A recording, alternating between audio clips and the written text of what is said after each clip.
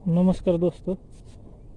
जब दैनिक भास्कर पर income tax की रेड पड़ी थी तो बहुजनों ने भी बहुत उछल कूद करके स्टैंड विथ दैनिक भास्कर का हैशटैग चलाया था। तो उसको लेकर उस समय भी प्रोफेसर दिलीप मंडल जी ने कहा था कि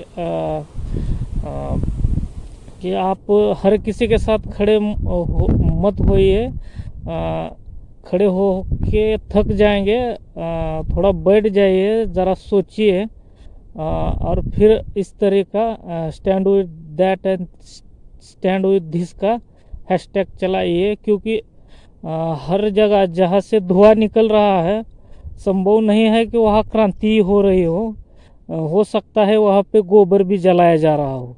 तो इस तरीके से उन्होंने जो ट्वीट किया था, उसके 2 दिन बाद उन्होंने एक और ट्वीट किया था जिसमें उन्होंने कहा था कि दैनिक भास्कर उस हिंदू द्विज की तरह है जो सिर्फ इसलिए मोदी जी को पसंद करता है क्योंकि उन्होंने मुसलमानों को टाइट किया है, ओबीसी के आरक्षण का बैंड बजा दिया है, तबलीगी जमात, एनआरसी और ईडब्ल्यूएस इस तरीके के फैसले किए हैं, सिर्फ इसीलिए वो मोदी जी को पसंद करते हैं। तो उसी कड़ी में दैनिक जागरण ने अब बीजेपी के पिच पे खेलना शुरू कर दिया है।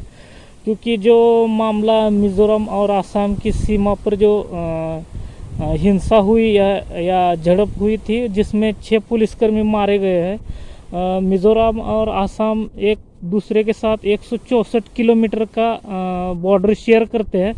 उसमें मिज़ोरम भी कुछ जगहों पर कहता है कि ये जगह हमारी है, और उसी तरह आसाम का भी कहना है कि ये जगह हमारी है। तो एक दूसरे स्टेट की पुलिस उस जगह, मतलब जो बॉर्डर है आसाम और मिज़ोरम का, वह आमने सामने थी, और वहाँ फायरिंग में 6 पुलिसकर्मियों की मौत हो गई थी।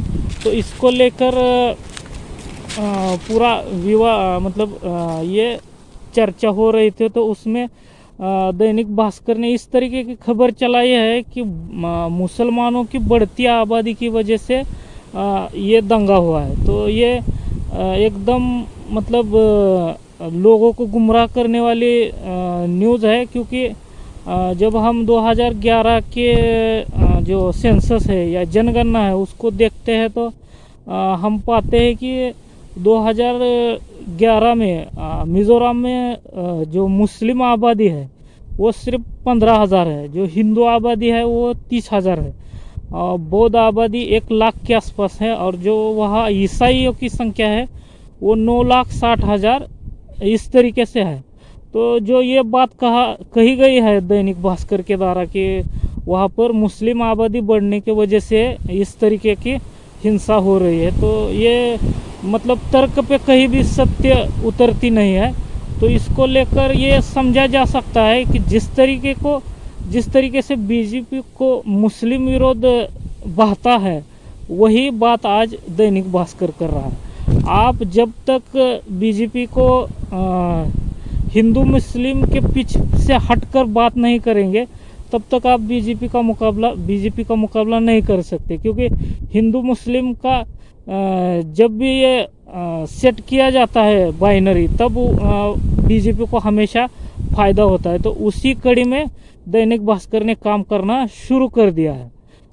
तो इसको लेकर भी दिलीप मंडल साहब ने लिखा है कि हो गई क्रांति, अब जाके दिल को ठंडक पड़ी होगी बहुजनों के, क्योंकि इनको बहुत पड़ी रहती है stand with this and stand with that करने की।